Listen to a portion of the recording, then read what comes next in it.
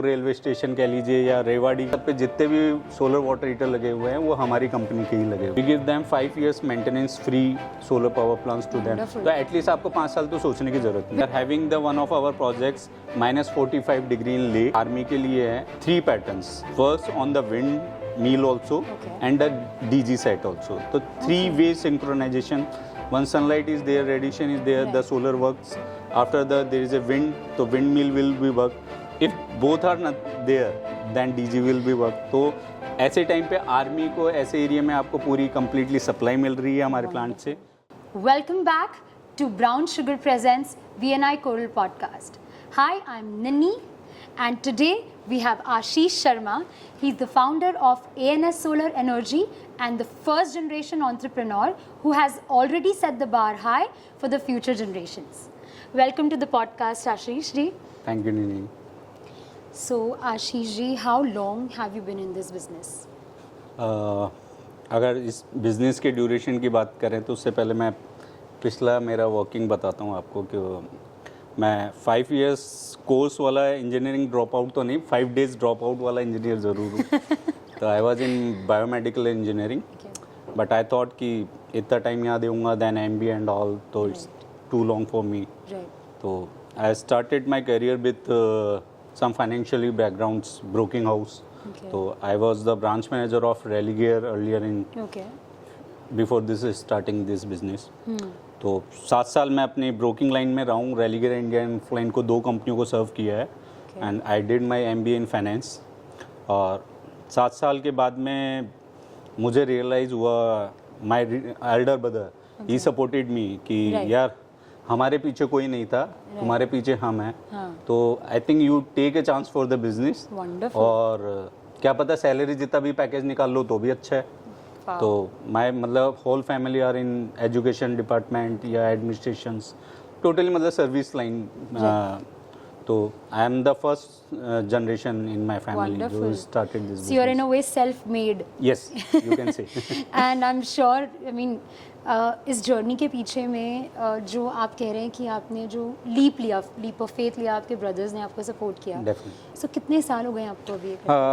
I started this company 12 years back and particular ये company 12 साल पहले बन गई थी 2012 में, बट टू लर्निंग की क्या करना है क्या नहीं करना है ये डिसाइडेड नहीं था इस कंपनी में। तो कंपनी का नाम भी जब था तब Arunam business solution private limited था। तो बट जैसे जैसे एंड ईयर हुआ financially, March 2013 before the ending of that financial year, I started the solar business. अच्छा, solar water heater first of. तो मुझे मेरे ब्रदर के वन ऑफ फ्रेंड ने मेरे को, Imran, I know his name and I never forget that person behind all that thing, जिसने मेरे को ये सजेस्ट किया।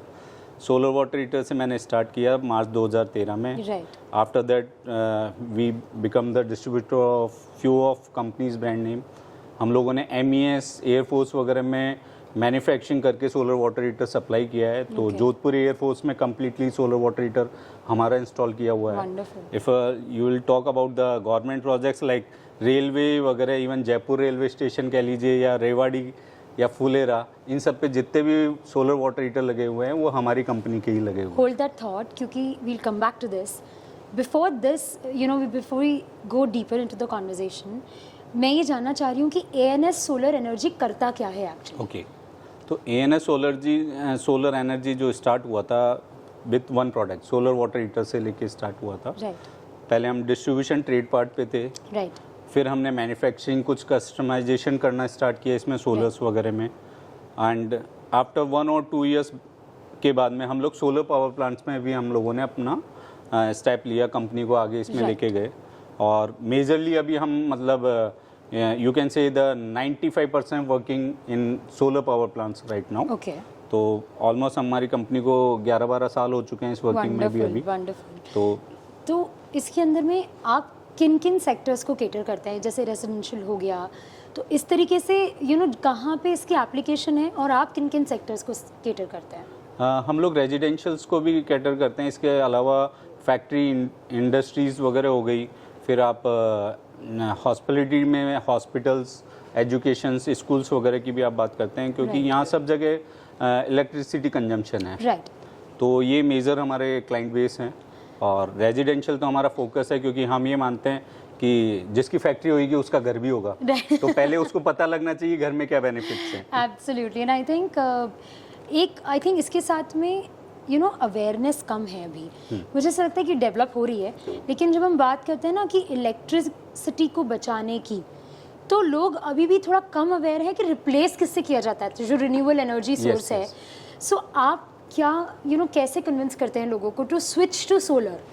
देखिए, अगर हम सोलर की बात करें तो इससे बेस्ट अल्टरनेट कोई हो ही नहीं सकता, क्योंकि नेचुरल रिसोर्स है एक तरीके से, मतलब जो कभी ख़त्म नहीं हो सकता, क्योंकि जब तक सन है तब तक सोलर है, सब कुछ है। ठीक है, तो बेस्ट है अल्टरनेट। और हम लोगों को यही कहते हैं कि आप किसी और फ्यूल वगैरह की आप जनरेशन में बात करते हैं तो वो आपके लिए कॉस्टली भी है, और after few years nobody know that कि वो फ्यूल्स अवेलेबल रहेंगे, वो रिसोर्सेज अवेलेबल रहेंगे या नहीं रहेंगे। शिफ्ट तो आएगा, डेफिनेटली आएगा। ठीक है, अभी जो इश्यूज हैं वो है इंफ्रास्ट्रक्चर्स को लेके कि अभी डेवलपमेंट उस तरीके से नहीं हुआ है।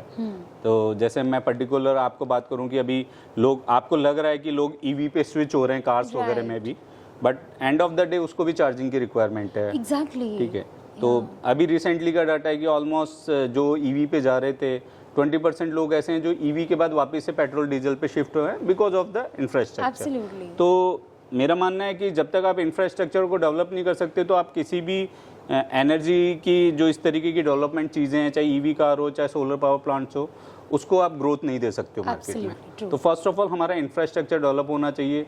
हमको पर्टिकुलर जो सप्लाई